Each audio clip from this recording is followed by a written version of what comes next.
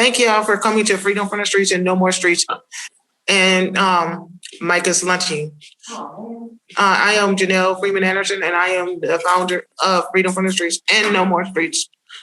And we meet here Mondays.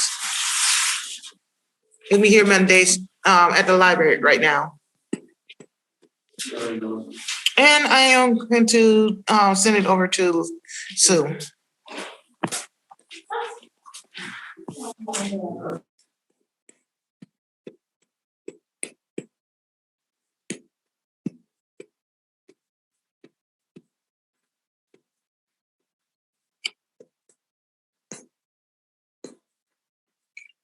Thank you, Janelle. Sorry, my little camera would not come back on.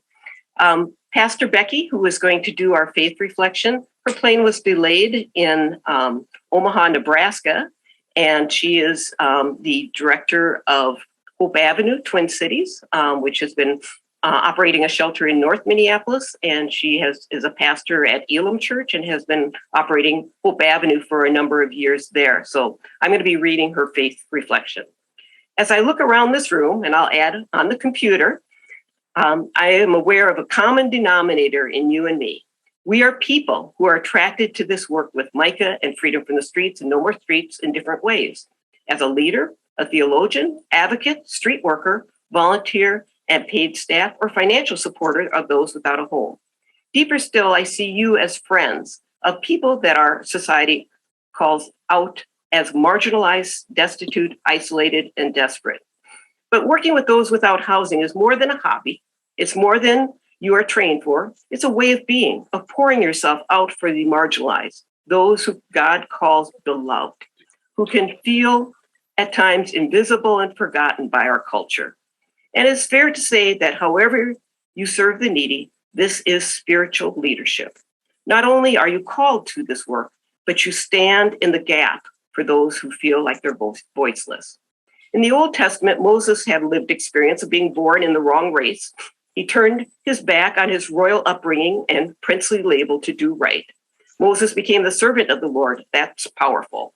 God would speak to Moses face to face, just like a man speaks to his friend. That's intimate. Moses spoke with God at the burning bush. He was with God on Mount Sinai. In obedience to God's command, Moses served God. And he led God's people, led them out of Egypt at the age of 80 through the Red Sea. He carried the 10 Commandments and law from God's heart to man's. With God, Moses established a system of law in Numbers 12:3, called Moses the greatest man among mere men in the whole history of the world. But Moses did not accomplish all this alone. There's another man I want to introduce into this story, Joshua, a young man with lived experience of being born as a slave in Egypt, the relative of cattle thieves. He served as Moses' servant as the giving of the law. And when the Israelites escaped from Egypt, Joseph became Moses' assistant, lieutenant, or personal assistant. And in seminary, Becky found out that she heard that Joshua was Moses' underwear bearer. Joshua worked alongside Moses for 40 years, mentored and trained up by him. He was a man of faith, courage, and leadership. He is considered one of the more noble characters in the Bible, and the scripture says all of Israel respected Joshua. Joshua worked alongside Moses for 40 years, mentored and trained up by him. And when Moses died, God buried him in the land of Moab. After the 30-day period of mourning, Moses commissioned Joshua to lead the Israelites into the promised land of Canaan. Joshua was well trained for the job and called by God. But 3 times in the book of Joshua, God had to tell Joshua, "Be strong and courageous, for I am with you." And a 4th time, Joshua was reprimanded by the people he was leading because they told him to be strong and courageous, for I am with you. Joshua didn't know how to lead like Moses. He needed to lead according to who he was, just like each of us. The bottom line was that God was ready to move the people into the promised land. Joshua was God's man, prepared by God for this role. But what God required of Joshua was faith, to trust God and follow him, to be strong and courageous, for I am with you. As we turn our eyes from the Old Testament to this room and to this video, Zoom, I want to remind you that love is a battlefield. It requires your collaboration alongside God in whatever responsibility God has chosen for you as a Moses, Joshua, or a foot soldier. This is not just a job. You are called by God with a common denominator to stand in the gap where you discover every day that love is a battlefield. James 2:8 reminds you and me that you do well when you complete the royal rule of the scriptures. Love others as you love yourself.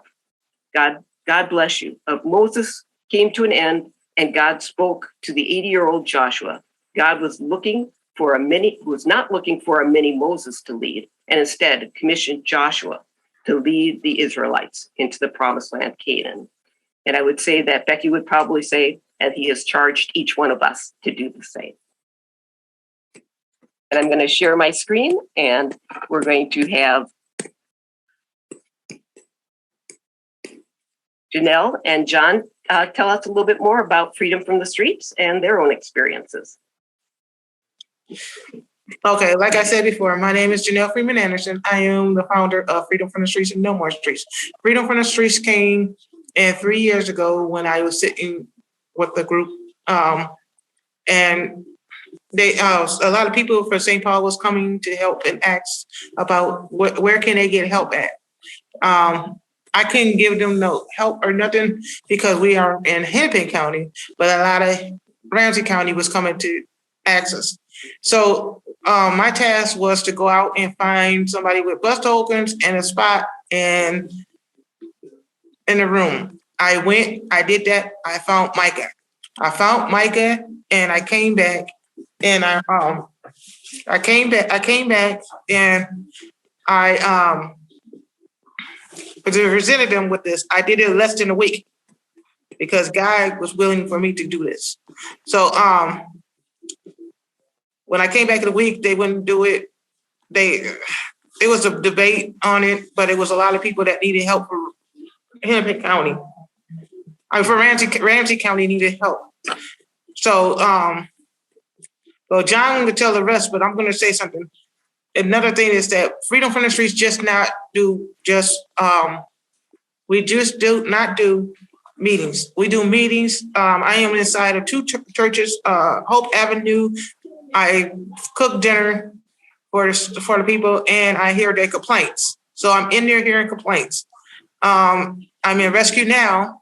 I work as Rescue Now overnight, hear their complaints overnight. And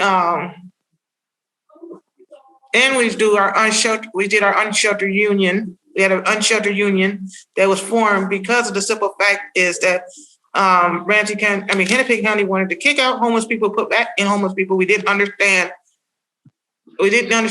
their mission to do that. And we fought hard, and we stayed in Stennis Day, and we took over and we did the Stennis Day as running a shelter in Stennis Day. Everybody that was in Hennepin County shelter wanted to get out of Hennepin County shelter and come into our shelter because we was running it just the way they thought they were running, because we listened to the people and what they want. We also ran the park over in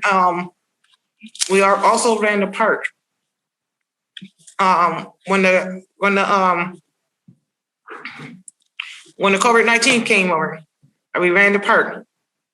We ran Logan Park. I sit on Logan Park's board. Their little thing, because I told them that I want to be there where they talking about homeless people, because I want to get things right when you're talking about homeless people, because sometimes people do not tell the stories to you like I would know them, or they would tell them to me. And they will leave out something because of the simple fact it's a systemic that people are saying that they can't tell everything. And so I am the one that they mostly tell what's going on. So I am out there fighting every day. And we also does with child protection. We got Lexi that does child protection, that helps the parents with child protection, because people does not know that homelessness is involved in child protection. People lose their kids, they lose their house. Then you want on top of that, you want to give them a whole bunch of lists to do. So Lexi is there to ease the mind of parents. And it's hard to say it's not the child, because the child's already taken care of the child protection got, but we are in the parents, of helping the parents out. getting back into what they're supposed to be doing, because sometimes parents fall in depression.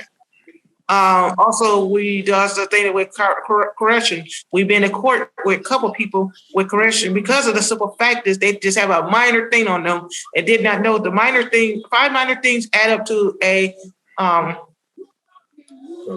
felony.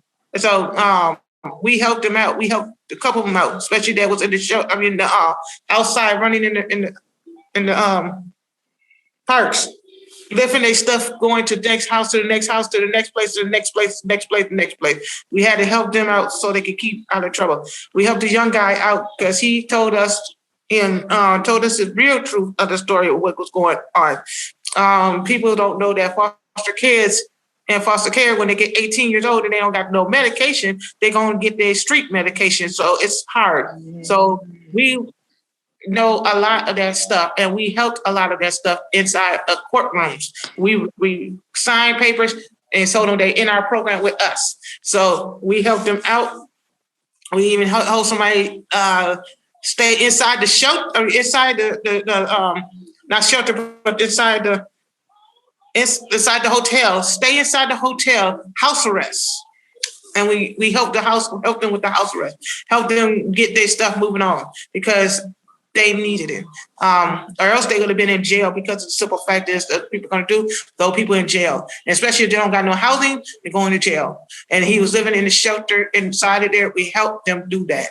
And Janelle, just wanted to let people know that you have your 501c3 now, so you're a nonprofit, and that you're so actively involved in so much of the policy work too. And we do need to move over to John to do just a couple minutes. Yep. And then we're going to have Alexis tell a little bit more about her story in just a couple moments.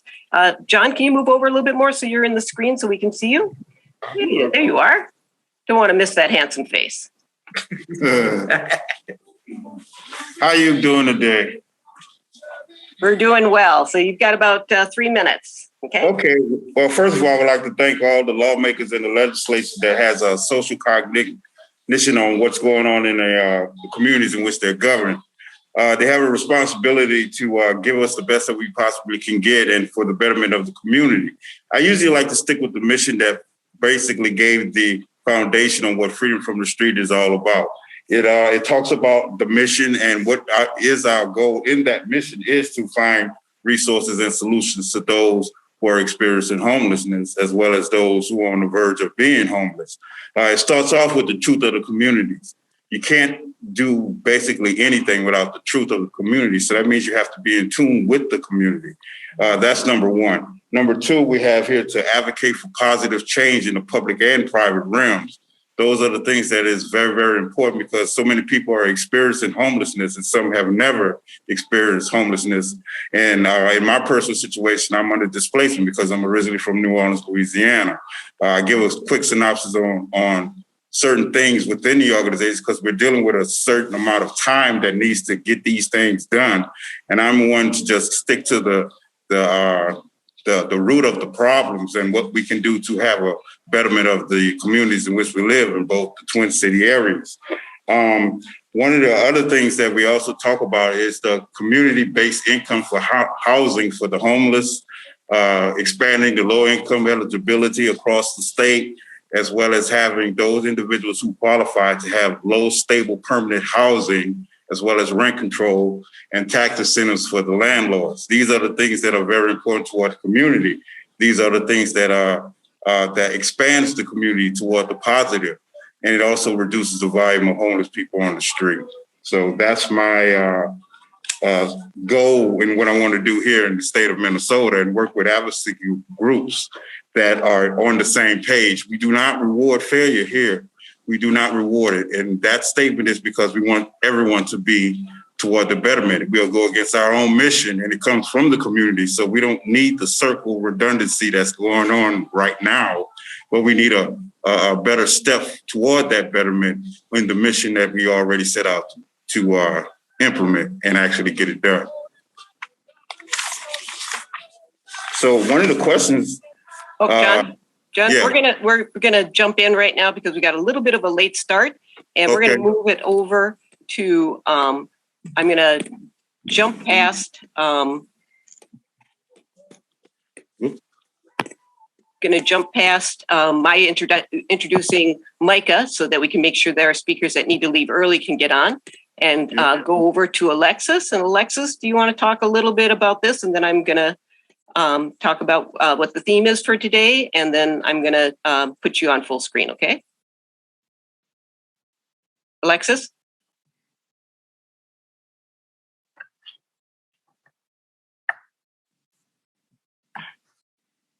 Can you guys hear me? Yep, I can hear you.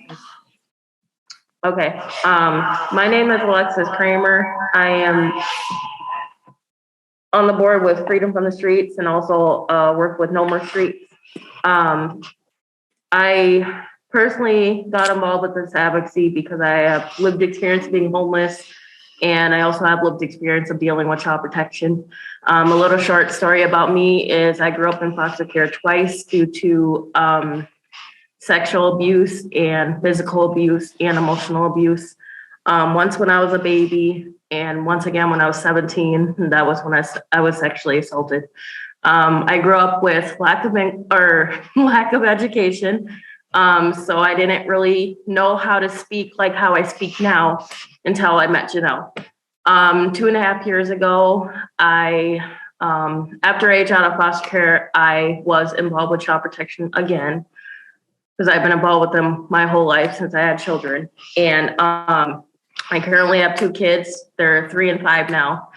But when they were 2 years old and 2 months old, they were removed from my care due to false allegations of me abusing and neglecting them. My youngest baby was found with a broken ankle at 2 months. And because he's mixed, he's white and black.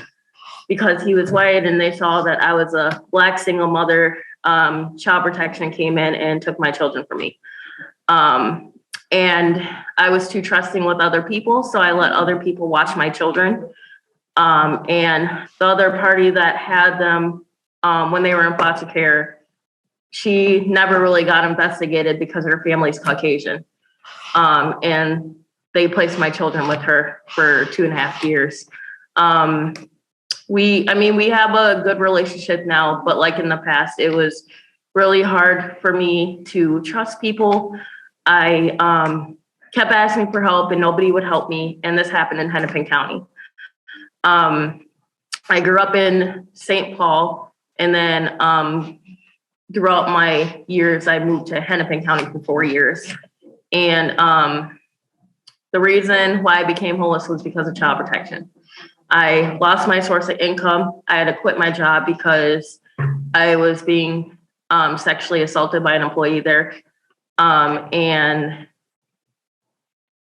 then it was hard for me to get employment because when child protection puts an allegation on you, depending on what the case looks like or what you're going through, they want to charge you for something. And with my case, they charged me with the felony of malicious punishment of a child. Child endangerment. I got it knocked down to a child endangerment. And it prolonged for 2.5 years because of COVID.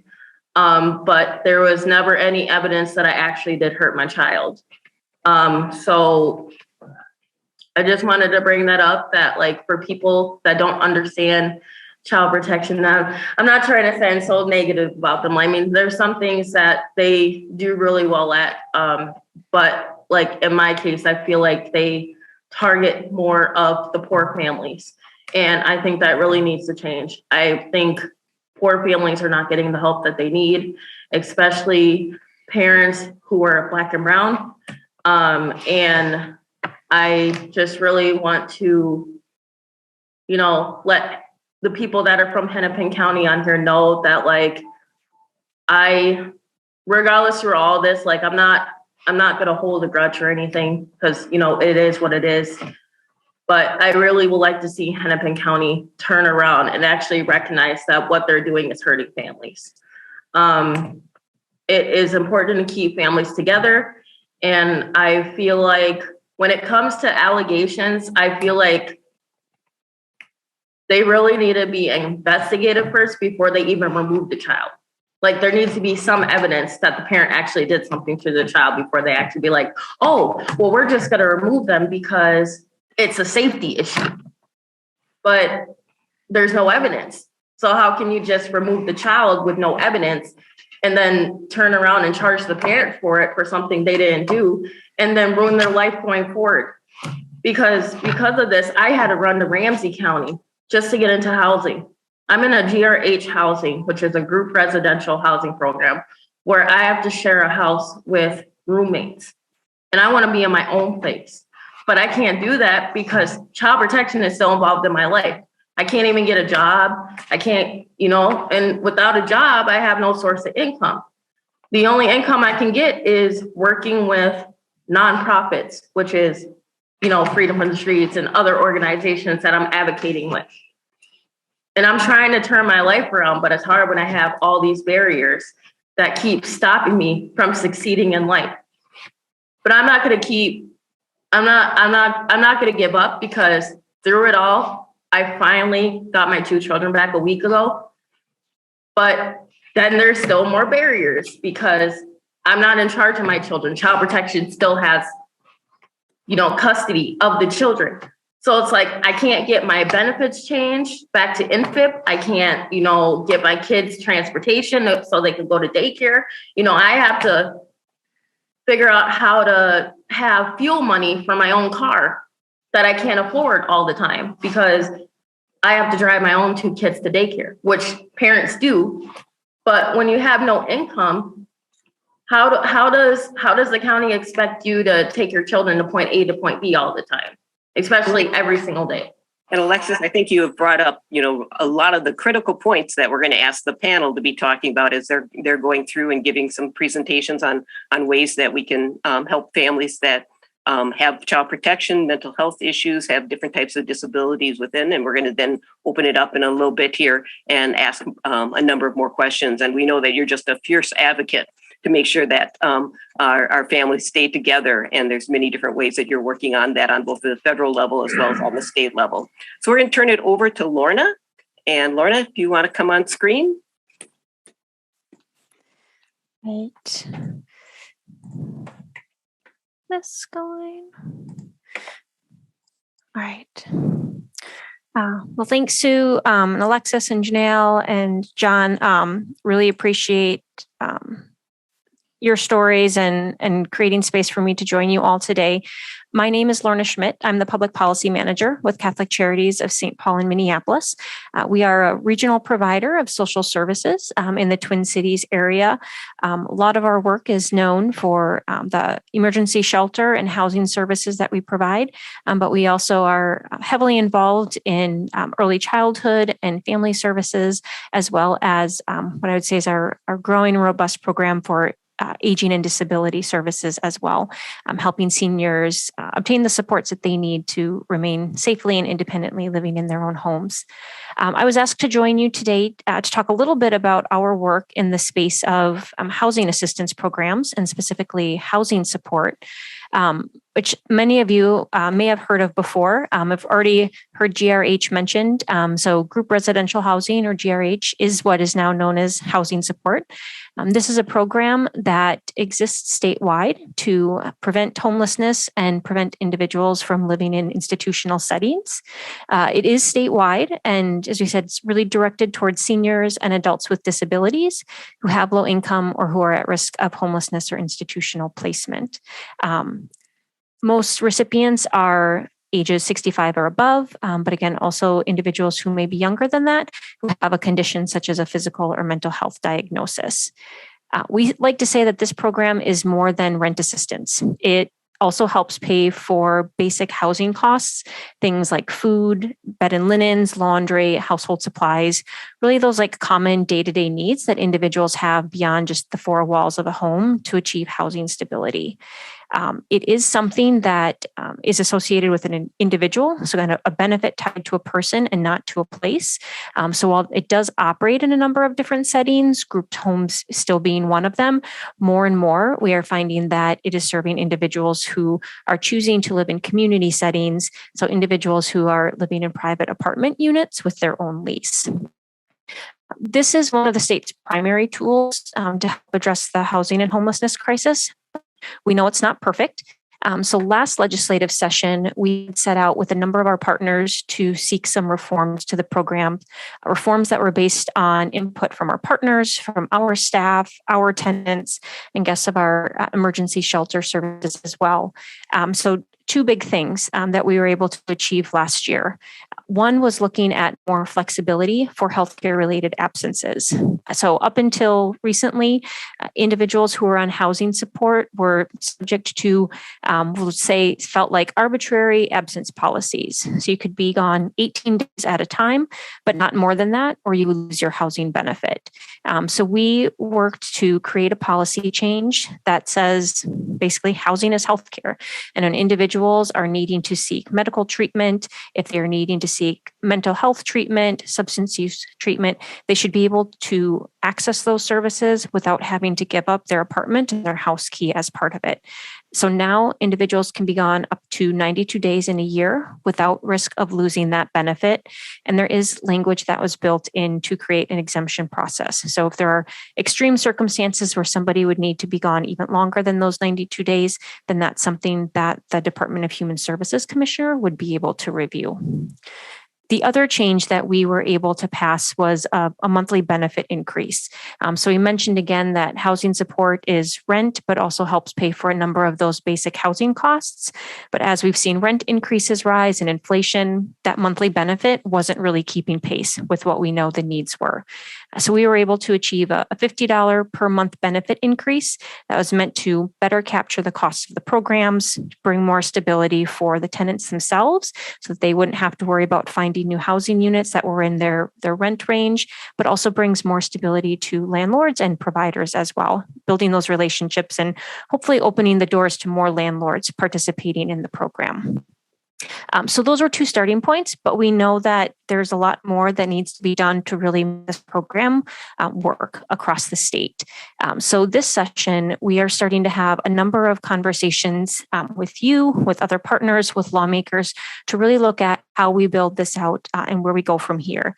And the one thing that has repeatedly come up in our conversations is looking at how we address income calculations and what that means for individuals enrolling in the program and building greater housing stability and economic independence.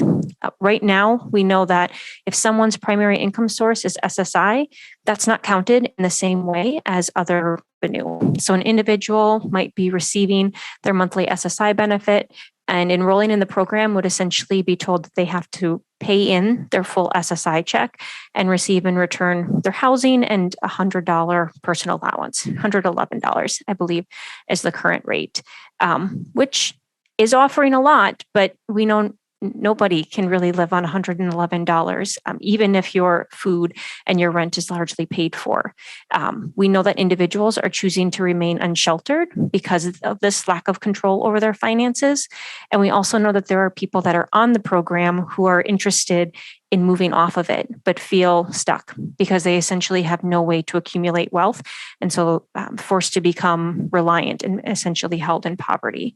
So our goal is to look more at those income formulas, look at how we allow people to maintain more of their personal wealth so that there are fewer disincentives to receiving the benefit for individuals who do qualify, but also making sure that there's a stronger pathway off of that program for those who are ready and willing to take it.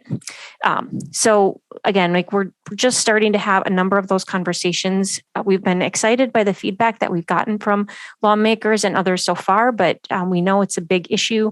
The housing support statute is a complicated one, so there are a lot of nuances that we're trying to work through. So would really love feedback from all of you as we try to navigate a way forward with this proposal. So I have my email here. I'm happy to list it in the chat as well. Again, would welcome any comments or thoughts that you have. And knowing I'm a little tight on time for day, if I'm not able to answer any questions or take comments today, would love to follow up with you at another time. And we want to thank you, Lorna, for joining us last Monday for the family for the Freedom from the Streets. And I know that you're going to be meeting with the St. Paul Freedom from the Streets, and apologize that you didn't get the email contact information to get onto that Zoom last Friday, but we'll get you there and have you listening to folks at Freedom from the Streets in St. Paul about the different ways that they'd like to see this program adjusted to really meet their needs. We'll take a minute or two because Lorna does have to leave. So we're going to see if anybody has any questions. If you want to either raise your hand or just take yourself off mute and ask a question, go ahead. You can go first. Oh. Good, because I still. Okay. All right. Can everyone hear me? Yeah, go ahead, John. Okay. One of the questions that I had is, I know it's kind of vague a little bit, but I'm gonna try to narrow it down. But I just would like to understand that there are people who are homeless that are in all walks of life. And what Janelle was talking about earlier, she made mention to the effect of the word stigma or stereotypes and those type of things that does not apply to all people, even though we are all walking down one particular road. Each step is also different for each individual. Each footprint is different. So we would like to know what are the legislation type of budget is going to be held for those who are leaving Bethesda's homeless shelter situation, so that they can not just be put on the street, because you got over 100 and some odd people that are in that particular building. What's going to happen to those individuals? What is set up for those individuals after Bethesda's closing in about 2 months? Thanks, John. And Lorna, if you have any information, that's great. If not, we've been talking about that at the Freedom from the Streets in St. Paul too. But if you want to add anything, that'd be great. Sure. Well, I'm happy to share what I know. Obviously, at this point in session, we're still waiting for the House and the Senate to both come out with their legislative proposals. We do know that on the House side, there have been a number of comments that housing and homelessness continues to be a top priority for them. So partners, MICAH and Freedom from the Streets and others are really working hard to inform those conversations to try to make sure that those investments are there. The governor recently came out with a supplemental budget proposal that makes some pretty significant investments in housing and homelessness. So significant investments in the emergency services program, which provides kind of the operating dollars for emergency shelter, as well as really for the first time ever proposed investments in shelter infrastructure bonds or like shelter capital. So actual funds to purchase, renovate, or rehab shelter facilities. So I think there are opportunities if those proposals move forward to support some of that work. But I fully recognize that I think in the situation with Bethesda, there's also the time crunch where that site is being supported by a number of federal dollars that are at risk of running out sooner. So I haven't been part of a number of conversations with St. Paul and Ramsey, but I do understand that the Heading Home Ramsey, I think is the name of it. Apologies if I have that wrong. They have a number of recommendations that look at how to continue those services for Bethesda as their investments in more affordable housing are being built. So the city and the county have put a pretty significant amount of dollars towards building affordable housing, but it's going to take 3 to 5 years to get that online. So St. Paul and Ramsey partners are working on proposals to the state legislature to try to secure some state funding to help support that gap. So that's all that I can say about it right now. But I think both of those local government partners would be able to share more about the status of that. And thank you, Lorna, for joining us. I know you have to take off for another meeting, and Ramsey County and St. Paul have put $74 million of their American Rescue Plan dollars into creating housing that's focused at people at 30% and below. And so the housing support program is going to be a really important transition for a lot of folks from Bethesda into those housing units. And so it's going to be really critical that we continue to make these changes so it's flexible and meets the variety of needs, as you were saying, John, of people that are currently experiencing homelessness. So thank you again, Lorna, and we're going to turn it over to Nicole. Thank you. Good afternoon. I'm so happy to be here, everyone. I will bring up my PowerPoint. Nicole, if you want to just do a little background on yourself too, that'd be great. Yeah, so I am the Community Engagement Manager for Children and Family Services for Hennepin County. I'm focused on African American and Black families who are disproportionately represented in the child protection system. My role is to really be a bridge between community and Hennepin County to help build trust, help build collaboration and partnership, help bring community voice to the table, and lived experience to the table. And that is having panel discussions. That is showing up in community the way I'm showing up right now to invites. If I'm available, I will show up and be there. Whatever I'm invited to the table, I will show up at the table and also invite those to come along with me or to be there when I'm not there. To bring lived experience, I think it's really important for, as Alexis stated, I met her in one of our community forums that I facilitated through the county to really share her story and bring that back to leadership. So they can see leadership within Hennepin County, Children and Family Services, so they can see and hear stories that are true and factual, and that how families are truly impacted from the beginning to end. Hennepin County is in the process of transformational change in child protection through a number of facets that is too broad to go into right now, but it's to bring really community supports, to bring more cultural experience, those who are staffing, more equity in staffing. So they're looking at that. They're also looking at a number of initiatives to bring family decision-making, to reach out to kin as early as possible when working with children in child protection. And so also to bring community voices through the intake review team. And that's when calls come in right from the county, from mandated reporters or community members who make the report. So there's a cultural perspective at those tables to give a lens to those calls coming in. Now, statutes cannot change, but that's more policy work, and that's being done on a policy level that I'm not impacted by right now. But I actually am going through a cohort training because I see how this child protection is impacted by policies and statutes. I want to be a part of that and just more awareness. So that's who I am. I also have lived experience being homeless, being impacted my family with child protection, and being in foster care myself. So I bring a lived experience lens also. So that's a little bit about me. Oh, that's wonderful. Thank you. Now, I'm not that tech savvy, but I'm going to try to bring up my PowerPoint. I'll be just a few minutes here. So thank you for your grace in advance. Okay. You just got to hit share your screen when on the bottom, the green. Okay. You're doing it. You got it. Oh, yeah. And then if you go up to the top of slideshow at the top of your screen, over to in the middle where it says slideshow. Okay, I'm looking right now. So after animations, it says slideshow, and this says review, kind of in the middle of the screen at the very top. Okay, I see like mute, stop video, participants chat. Can you see my cursor? No.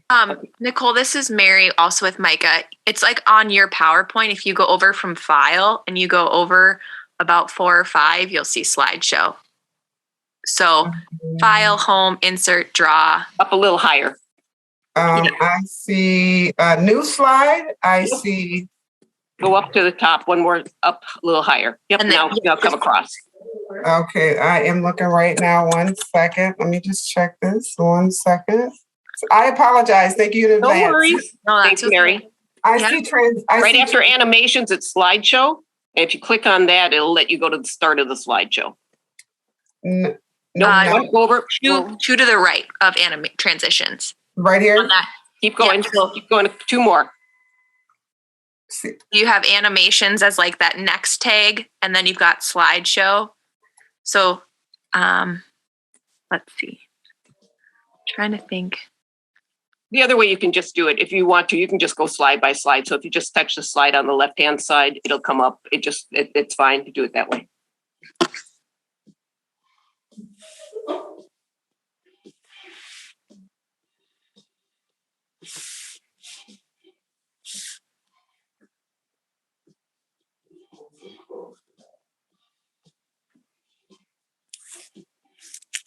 So if you can just go slide by slide, Nicole, that's fine. So you just have to touch them on the left-hand side, and then you just scroll down and do it. Okay, got it. Can you see that? The Black Yes. families affected by Hennepin County Child Protection? Okay, thank you. Uh-huh. Yep. So my focus is on Black children impacted by child protection due to the disproportionality of those that are in the system. Just so you know, I've had other families of other cultures that have come to my forums and I've worked with. So the door is open for anyone who wants to partake in the bridge building, coalition building, community engagement. But they were hired simply for that fact because they seen that there was a high number of Black children in the system. My role is also to create a safe space when I'm doing community forums, when I'm meeting in community engagement, when I'm in spaces like this. So everything that I share and talk about is confidential. I don't share with anybody without approval. Generally, when I give the feedback reports to leadership, I do ask residents, do I have permission to do that? And they most definitely want their stories shared and heard with leadership. Again, I did my introduction before I did the presentation, and that's just, I think I gave you an overall of my experience. I've been in my role for a year now with Hennepin County. There are other community engagement managers that work in child protection and housing and trusted messengers in other fields of Hennepin County, but my focus is children and family services. Part of my role is to acknowledge things may have not been done well, as Alexa spoke to her experience, and to have transparency about that and not to wash over that, to bring out an awareness to that and to remind leadership of that as we engage with conversations with leadership and community members. Also, the impact of COVID-19 that has had on the infrastructure in Hennepin County and with families and community. It made things much tougher for families, and to provide that information to leaderships how COVID-19 has impacted disparities and disproportionality with just getting access to resources, getting avocation, actual delay in services, and just to make sure that is ever present when decisions are being made. Also to share with community when changes are being made within Hennepin County. So those changes, like I stated before, are transformational changes within county. They're just starting. They're making progress. I wouldn't say perfection, but progress is hopeful and helpful. But part of those changes, what I hear from community members is that Hennepin County can make all the changes they want to internally, but community has to be a part of those decision-making processes and outcomes. So I'm there to just be that bridge and help to support that. Also providing feedback to leadership. So when I meet in community spaces and when I meet with residents, I share that information with leadership. Just like Alexa stated, how her whole life was impacted by her child protection case. Housing, jobs, support, isolation, lack of support. Leadership needs to know that so that they can know how to make those services more family-friendly and family-centered. I also want to bring to the forefront of why child protection and race is such a factor. As we can see, this report was a couple of years ago, and it may have changed a little. But for Native Americans, 4.9%, they're 4.9% of the population, and how that compares to who gets referred to child protection. We could see Asian and Black. We get a lot, close to 40% of the reports of child protection, but we only make up 13.8% of the population. We also have white, which is 25.3% in Hennepin County, but make up 74%. And then there's multiracial and Hispanic. So if you could see the disproportionality, based on what I've researched in my discussions, what I have found is that many families get reported to child protection due to the social determinants of health. That's housing, that's education, that's transportation, that's medical, that's mental. And so only a small percent, I want to say around 9%, that could vary, should be there for egregious acts and harm to children, because ultimately we want to keep children safe, but we want to do it as the right way and culturally and trauma-informed care services. It needs to be holistic and wrapped around. And so that's where race comes into factor with child protection. But all our children and all our families are important to us. My role was that focus, but I'm here to serve everyone. Also with community engagement, I think I discussed that, just showing up in places, community supports, community providers at the intakes, and doing community forums. holistic changes. So we want to get the families involved as early as possible when someone comes into child protection. That means we want to reach out to kin. We want to reach out to the pastor. We want to reach out to the neighbor down the street. We want to reach out to who the family deems as supportive to them. And that may not be blood, but in the Black community, we have a saying, if your mom was friends with somebody for 15 years, you guys are first cousins. So strengths in family. All families don't come with deficits. Every family has a strength. Also to be trauma informed. We realize that families have suffered historical trauma, either within the system or without the system or within their home family. So we have to realize we can't always say why our family's this way. We need to start looking at what happened so that we can best serve them. I also want to speak about Village Arms, which is a community provider that is in contract with Child Protection, who's ran by Executive Director Khalees Houston. And she advocates when families are investigations to do case management. She has a staff to support her in that. She also advocates and has done some legislation on the African American Family Preservation Act.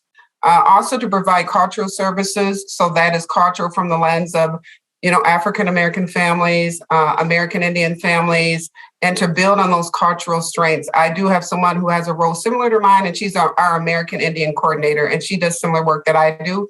Our approach are different, but yet similar based on the historical trauma and the cultural supports. Collaboration and partnerships, listening to stories, continuing improvement. And I've developed a coalition of community providers to help drive these initiatives because I can't do it alone. I'm just a team of one person. And my role is to be, provide follow-up, to be consistent in meetings, to provide feedback, and to share community updates with leadership. And that is the end of my presentation. Thank you for being patient with me with my technical difficulties, but that is the end of my presentation. Thank you. Well, thank you so much, Nicole. If you want to stop sharing, that would be great. Thank you so much.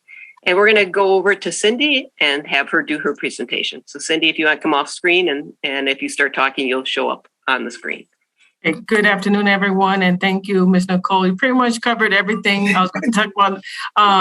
I work in child protection at Hennepin County, and inside the chat, I provided some resources in terms of what Hennepin County offers in terms of child protection, how to make a report in case you do see someone who neglects a child or otherwise.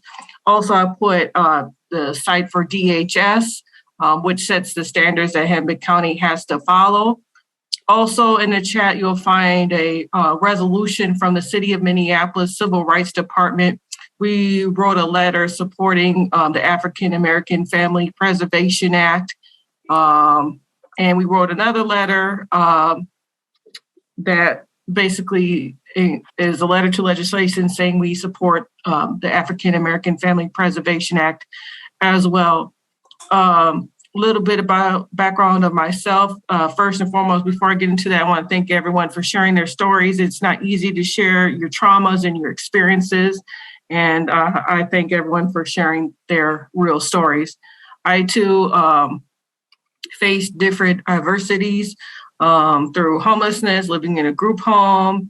I did not have CPS involved in my children's life. However, I had a guardian ad litem, and the decision did not go in my favor.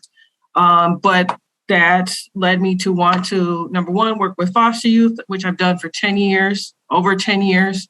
And now with child protection, I take great pride in trying to find avenues to help reduce, to increase positive outcomes and to reduce the negative outcomes of TPR, terminating parental rights when possible.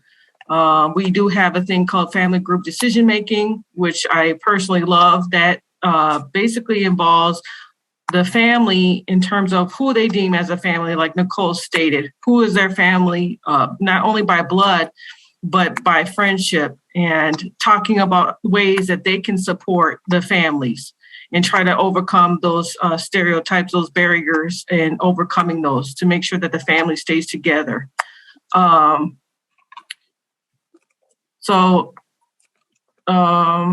I think representation matters. Having people at the table who are the BIPOC community is essential.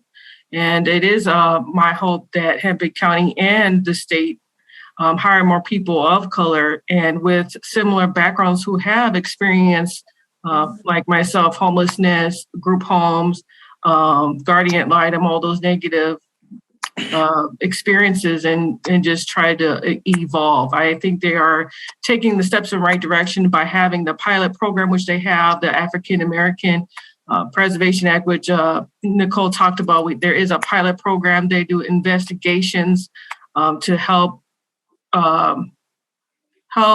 reduce it going into ongoing child protection. And once you have ongoing, it can be just that ongoing requirement. So I'm thankful that they are taking steps to the right direction. I don't have a presentation. Nicole pretty much covered everything, but I'm thankful to be here. I'm thankful for those who shared their stories. Thank you, Cindy. And Trevor, I see that you're on. Are you ready to go? Oh, yes, I am. So, hello, everyone. My name is Trevor Turner, and I am the Public Policy Director for the Minnesota Council on Disability. The MCD is an independent state agency. We are not part of any of the cabinet agencies. We are 100% self-sufficient from the governor's office or the state legislature. However, the governor does appoint our council, which then determines our public policy agenda for the year, which is approved by our council. As far as housing and mental health, mental health is one of those things that not everyone with mental health struggle consider themselves as a person with a disability. However, all the protections from the Federal Americans with Disabilities Act and Minnesota's Human Rights Act covers and protects people with who are struggling with mental health issues. And so everything that we do and we support is always going to be something that will support mental health and housing as well. And in fact, this year we are working with some of our partners like the ARC Minnesota and NAMI to introduce some legislation that would make housing more accessible for people with disabilities and mental health struggles. And so we are working to get that done. I do not have a bill number for it yet, but language has been submitted to the revisor's office and should be introduced any day now.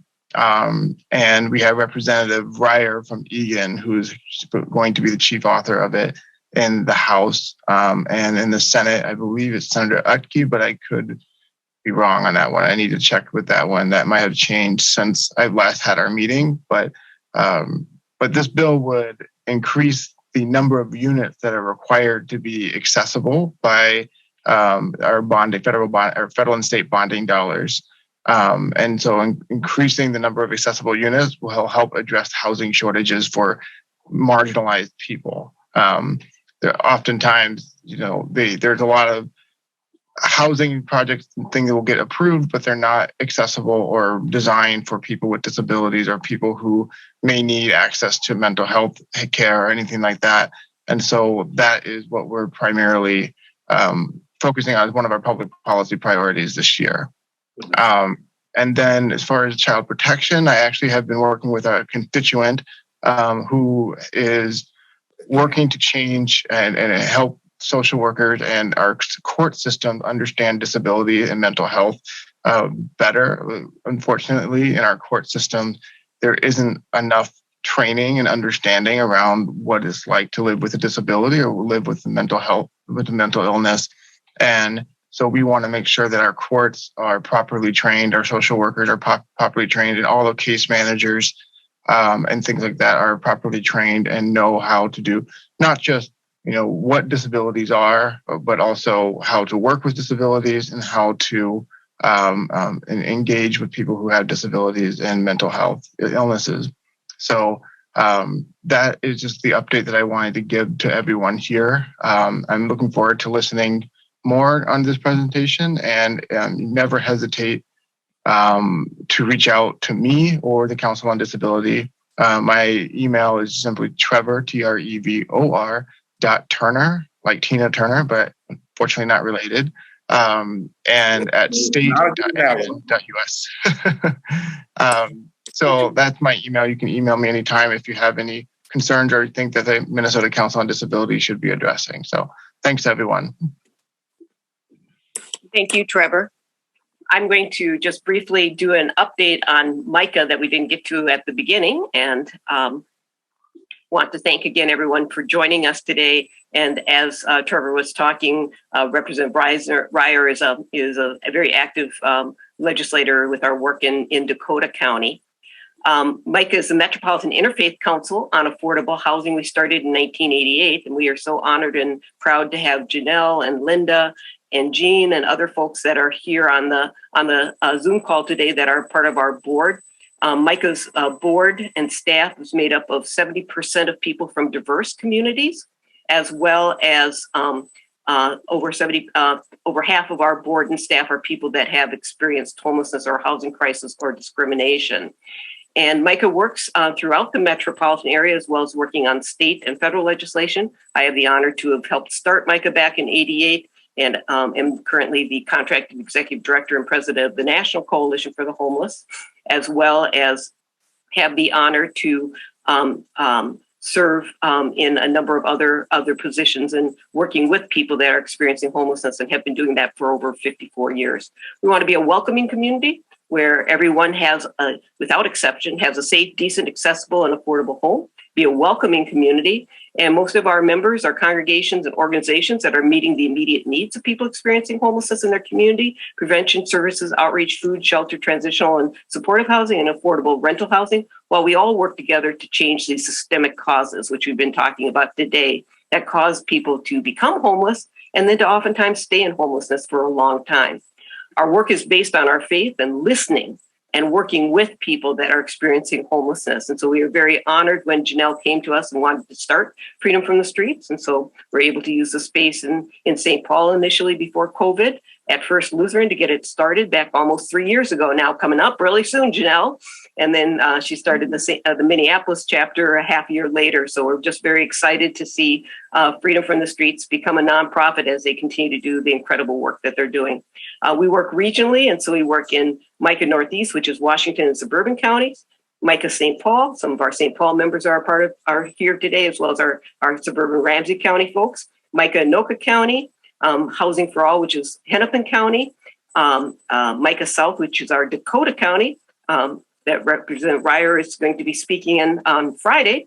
And then, of course, we're working here in Minneapolis. And so this is our first attempt to try to pull together all the different work that we're doing between Freedom from the Streets, African Immigrants Lake Council, which we helped to start after the George Floyd murder and the riots and damages to the property there, and helping to rebuild the Lake Street, Chicago area, and Blue Line. And Candy is going to be sharing with us now a little bit about Blue Line and the transit line, and how important it is for us to make sure that people that, as we're developing transit or developing any infrastructure, to make sure that we're not displacing people. So Candy, are you with us? If you want to come on screen and start talking, that'd be great. I am with you. The doctor's in the room right now. Okay. So if anybody else wants to go, that would be great. Okay, well, why don't we open it up for questions then, and we'll go, I'll share my screen, and we will jump ahead here.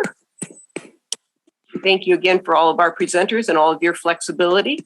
So the question we have, John, do you want to read that and ask people to respond?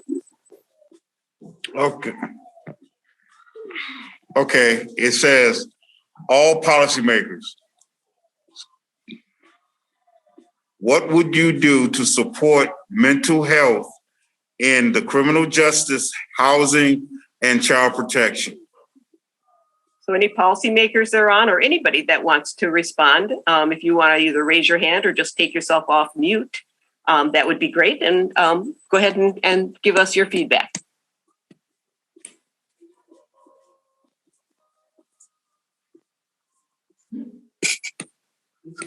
And I'm going to stop sharing and see if we have anybody. Any responses to what you've heard? Go ahead, Jean. Can you put that other screen back on as far as what you're asking the question for regarding the policymakers? That other screen. Yeah. At the state level, there's what they call the State Advisory on Mental Health and a subcommittee on children's mental health. They also have a mental health ombudsman that's appointed by the governor. And DHS has a mental health division that does most of the work around that area. There's some of it in the Department of Health. I think they are the resources. As far as organizations, they all look to NAMI, which is the National Association on Mental Health, to give all the advice to legislators. So to the extent that you can inform them, contact them on what's needed and so forth that they're missing and not getting, I think that's where you can make a dent. They know it exists in the criminal justice system. In fact, that's what they blame all the shootings on is, oh, the perpetrator was mentally ill, or the person violated a law because they're mentally ill and that kind of stuff.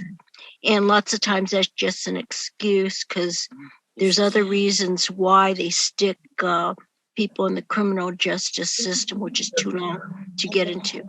In housing, yes, there's a need for that. And there's different levels of health, mental health. And they also have group homes that can also help. Child protection, I think the children from day one, they are traumatized when they hit the child protection system, and they need help all the way through adults. And that help just isn't in there, and that needs to happen. Thanks, Jane. Anybody else want to make a comment? Yes, I would like to make a comment. Go ahead, John.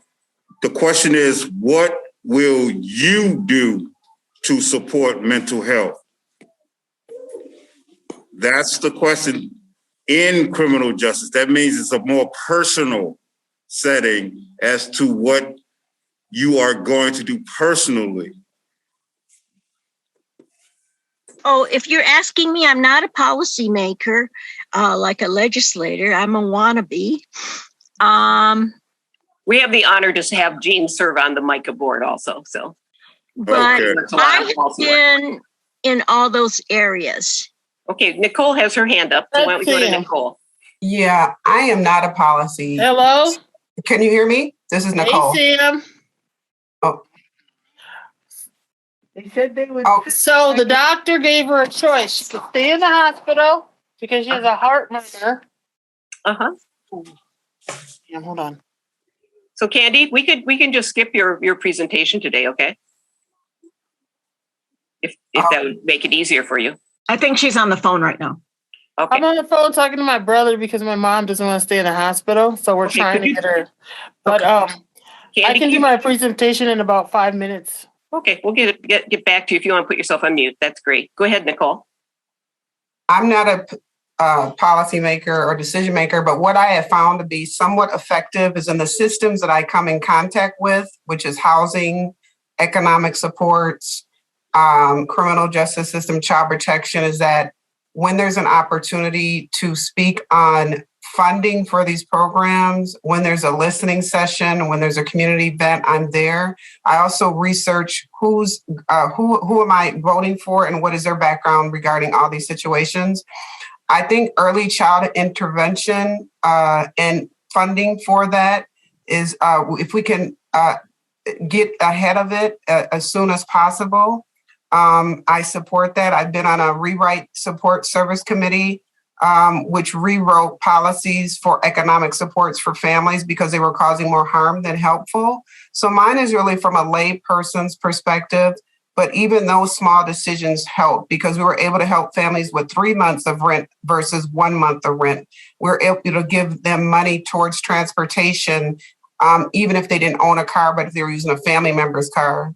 All these things that come into place for families with real life issues, and I've experienced them myself, is really to give the lived experience because I found some of the decision makers and leadership were just out of touch. And that doesn't mean they're a bad person. Now I'll take that back. They all come in different perspectives, and I'm going to respect that. But we have to bring that at the table and when people make decisions over our lives. So mine is really from a lay perspective. Whenever there's an opportunity for a grant, I'm sitting on a committee right now for children's mental health and for adult mental health to provide funding for cultural supportive services. So I'm on that review panel.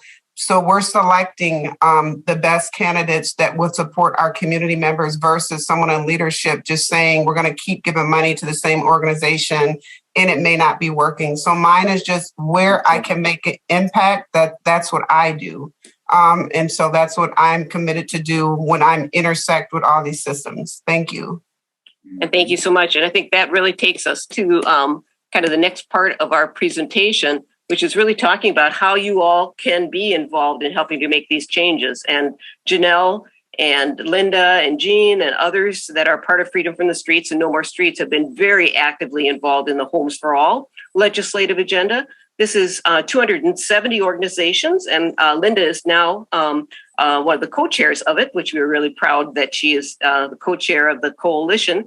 And this is really coming together to really listen to people that have experienced homelessness and housing crisis and really work together in designing responses that can meet the needs. Now, we're not perfect. It was just up a few years ago where there weren't hardly any of us that had experienced homelessness that were at the table. MICAH helped start this group, and I'm a person that experienced homelessness as a teenager.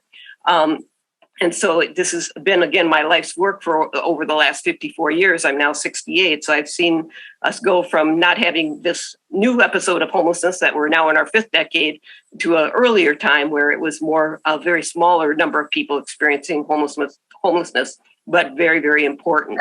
And so I think some of the key things to be aware of as we're moving forward is that Rent Help Minnesota ended a little over a week ago. That was the emergency rental assistance available from the federal level to help people stay in their housing after going through this pandemic for the last couple of years. One of the great news that we heard this morning is that we're going to try to put another $300 million into prevention services. So that's going to be introduced in the House and the Senate this week to really help to keep people in housing.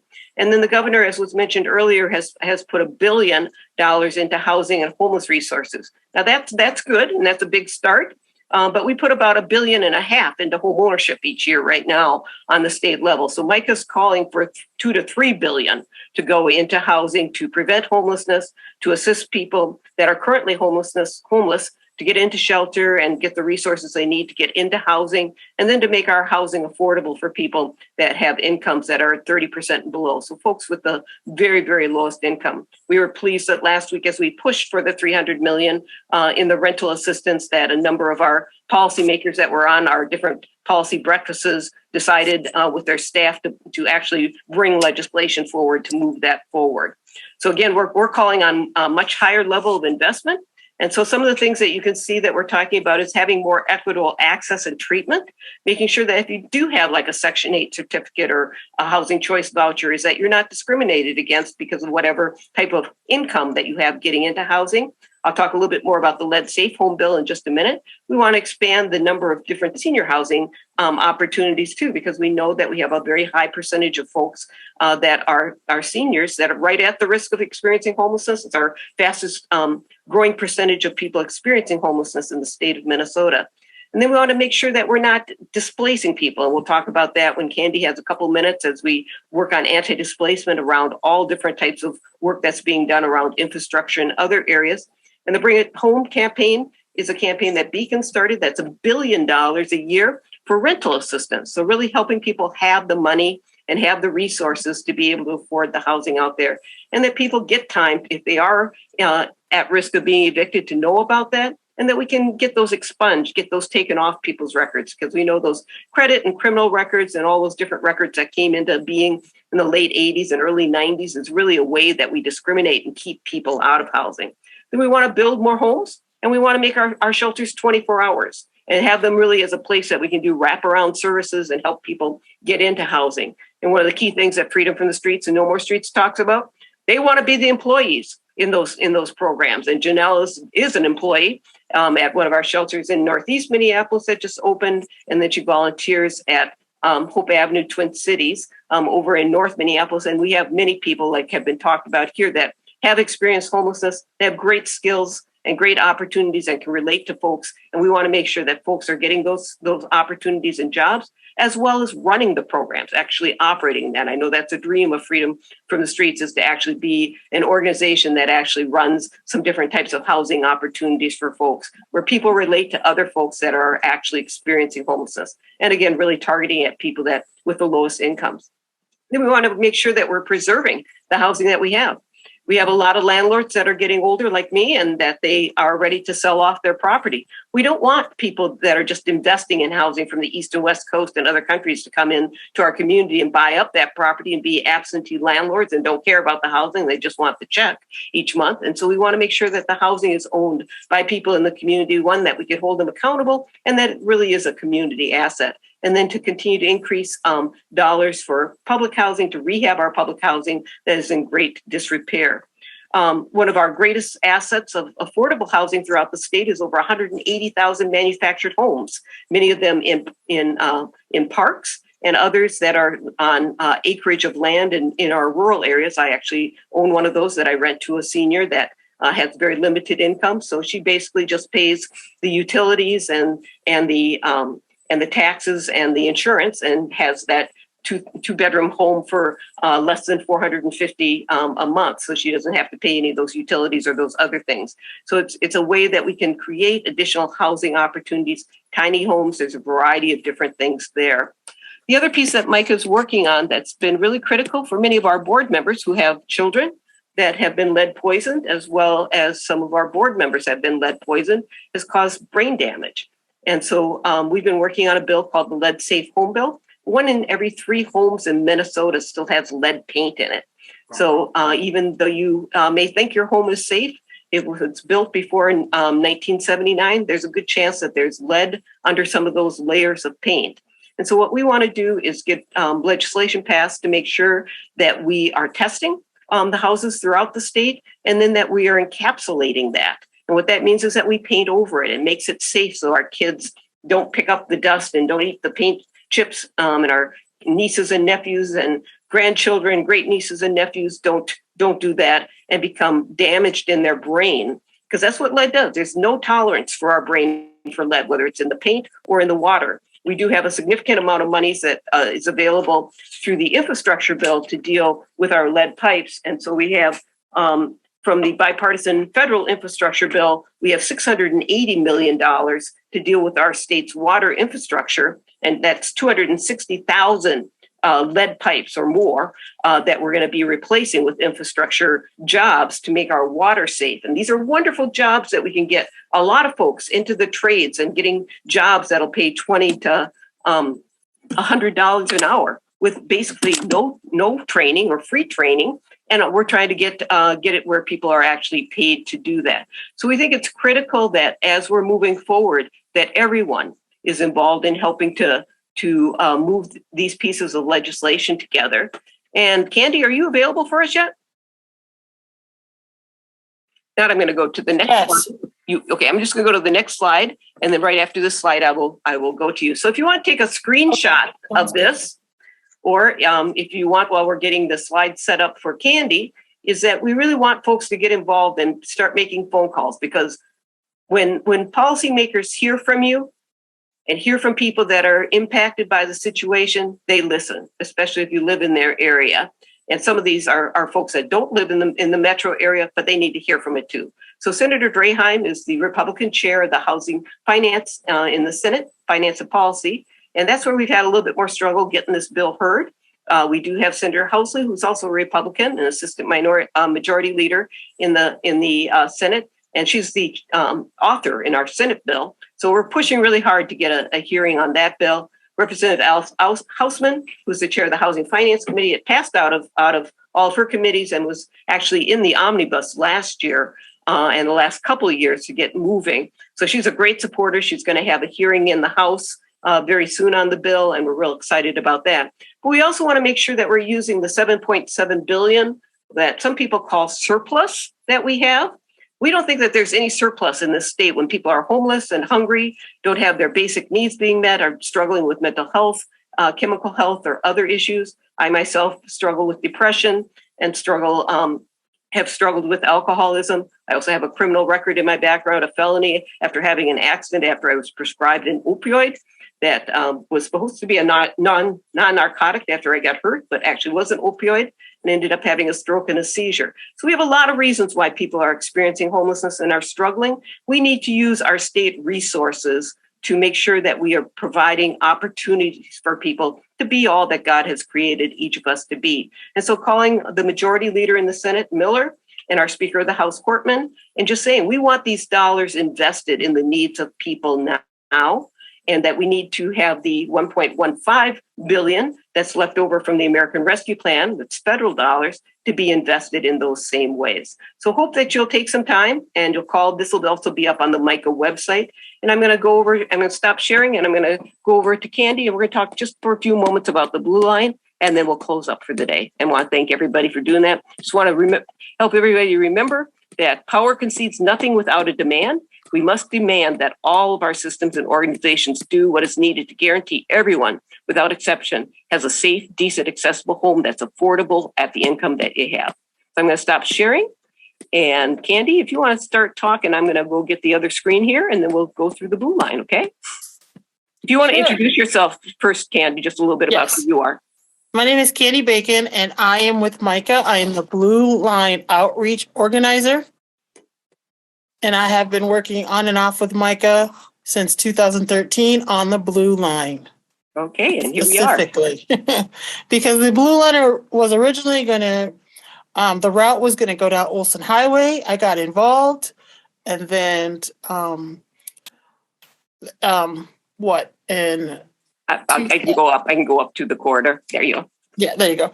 It was formerly the Blue Line Coalition. It is different organizations within. Well, actually, it was different organizations within in and around Olson and Glenwood, but now it meets every month to discuss equity on the Blue Line Extension project. We secured 2 seats at the Quarter Management Committee, historically represented at the BTIC or the CMC, which is the Quarter Management Committee, wayfinding, branding, station area planning, innovation financing, community development guide, Connect Now, and a coalition, and holds cross-sector relationships between nonprofits, for-profits, funders,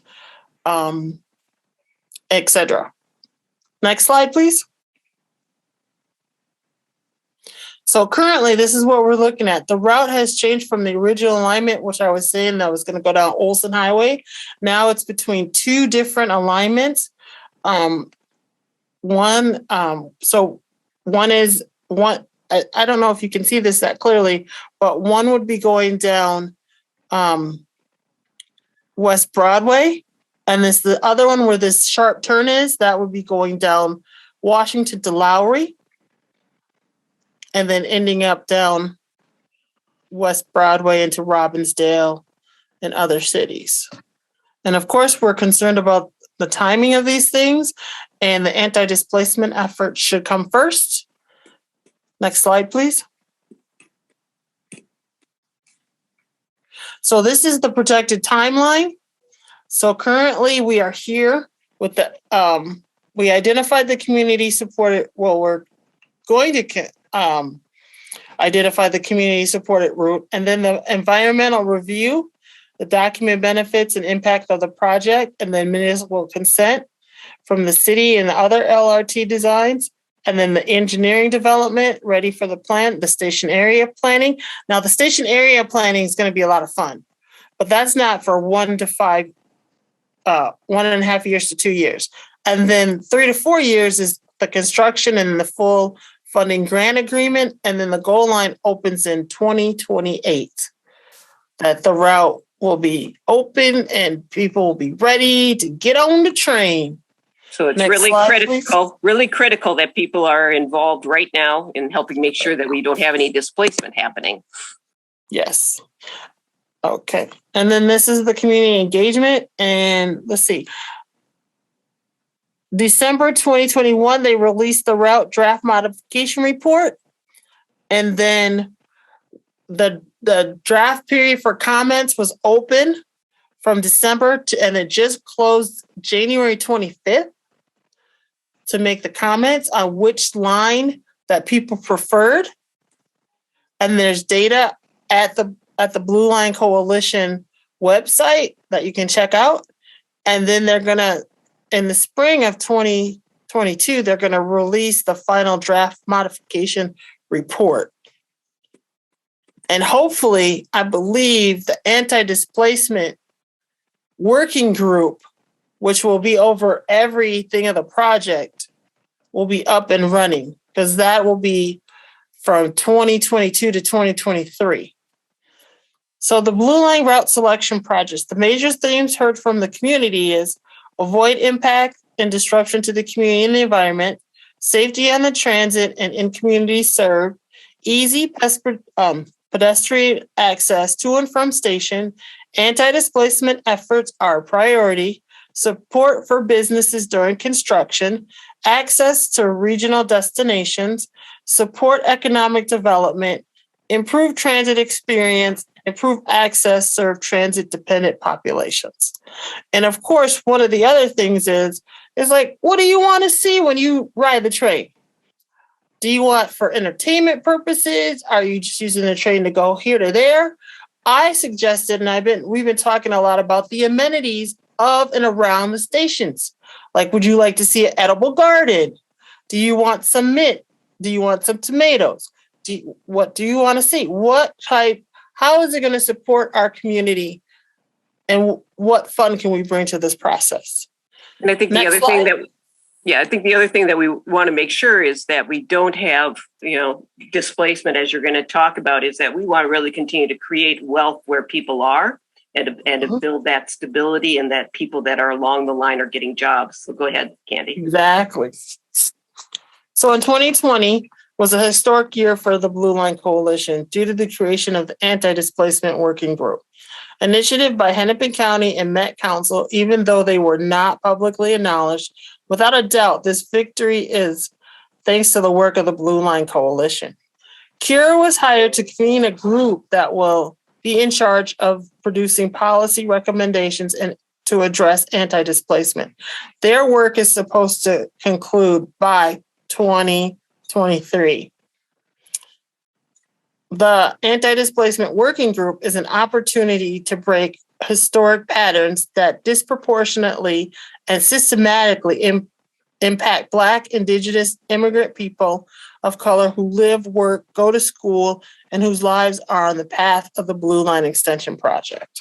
And we know the most vulnerable are the folks that we're talking about here, those folks that are struggling to maintain housing, that have mental health issues, that are dealing with child protection, are dealing with different types of disability. So it's critical that we are including all folks as we continue the discussion about the route and the actual development of this.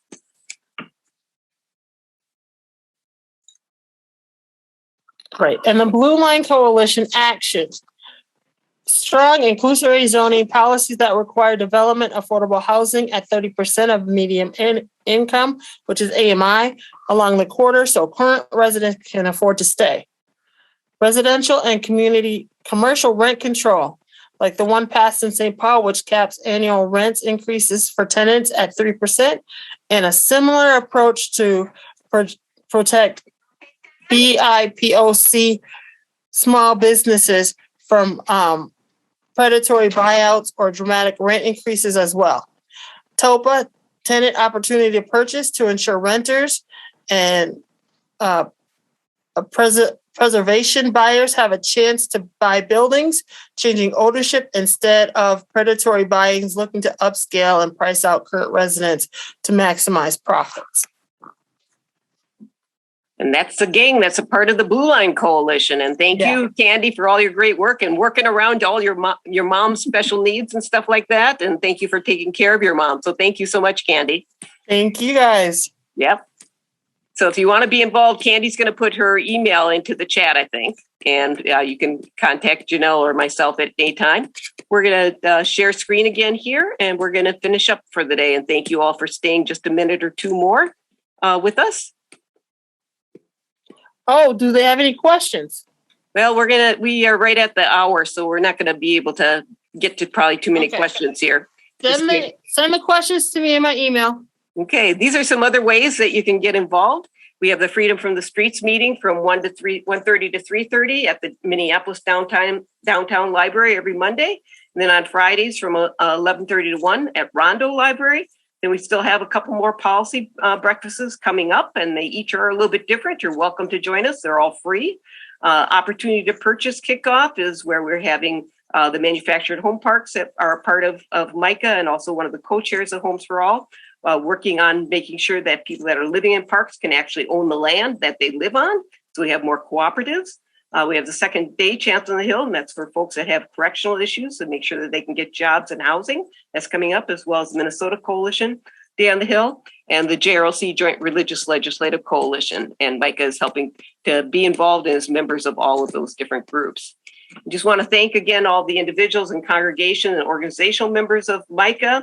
You can see the funders of MICAH and the funders of Freedom from the Streets. We really appreciate all your support and want to thank you so much for joining us today. If there's any last minute questions, we can try to take one or two before we close out for the day. Thank you, Janelle and John and everybody for sharing today and being a part of this presentation. It was the first one, and thank you for letting us be a part of your day. And we hope and pray that you will be actively involved in our work as we're moving forward. Brenda, did you have a question? No, just wanted to acknowledge and offer prayers of thanksgiving for the good work that MICAH is doing. Good job. Thank you so much, Brenda. And Brenda's a deacon, I believe, still in the congregation in Stillwater. So thank you for joining us too. Anybody else who'd like to say a few words before we close out for the day? Otherwise, we want to just thank you. If you need to leave, we understand. I know. Bye-bye. Okay, thank you all so much. Look forward to seeing you at another Freedom from the Streets, No More Streets, and we'll be continuing to have additional opportunities for you to be involved. Thanks. Bye. Bye. Good to see you, LaTanya. Good to see you too. LaTanya, tell everybody what you do, what you've got going. Oh, we have a shelter that opened about a month ago at 697 13th Avenue Northeast, the corner of Monroe and 13th Avenue. It's been absolutely incredible. We have people out of the below zero weather, and we're growing. Thank you. And the name of the shelter is? And the name of the shelter is? I'm sorry? Yeah. The name of the shelter is? The name of the shelter is Rescue Now Services. And LaTanya, you forgot to tell them I work there too with you. Janelle works there too with me. Janelle helps run things. Bye. Good to know. Bye-bye. Thank you for inviting me. Yeah.